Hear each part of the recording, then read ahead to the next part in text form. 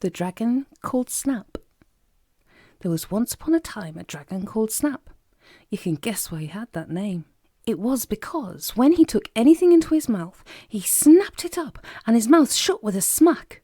He lived all alone on the side of a steep hill and people were very much afraid of him. Now Snap was very lonely. He was a kindly dragon and he never had any wish to eat people, but liked best of all a meal of fresh young dandelions or nice new daisy leaves. He liked to eat these at night, and as he pulled them up into his mouth, he went snap, snap, snap, and all the sleeping people down in the village below awoke and shivered with fright. One day, Snap was so lonely that he made up his mind to walk down to the village and make friends with the people there. So off he started. Down the hill he went and soon came to the school where the children were doing their lessons, just as you do. Imagine their enormous surprise when they looked up and saw the dragon staring in at their classroom window. They were not frightened because the dragon looked so kindly at them and opened his mouth to smile. When he shut it, it went snap again, and the teacher felt she had really better give the alarm. So she rang the school fire bell, and that sent all the mothers and fathers flying into the school to see if their children were safe. My goodness me, when they saw the dragon, what a fright they were in.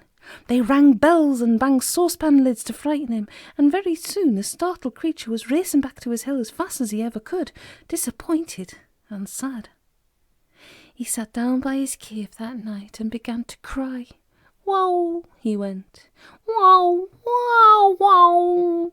He had an enormous voice, and he woke up a goblin who lived deep inside the hill.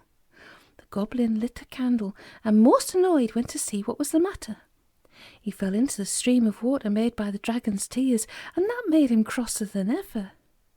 "Whatever you making that terrible noise for?" asked the goblin, holding up the candle to see the dragon. "I want to go and live with the village people," wept the dragon dismally. "Well," said the goblin, putting down his candle and feeling in his pockets, "I've just a thing for you. You swallow this, dragon, and I'll take you down to the village tomorrow. I'll put you in somebody's garden, and you'll see they'll be so happy to have you." The dragon was delighted. He obediently swallowed the pill that the goblin gave him, and my goodness, how queer he felt. He grew smaller and smaller and smaller, and his tail seemed to root itself into the hillside. The goblin took a look at him and chuckled. He said, "You won't wake me up any more with your silly wailing and crying, dragon."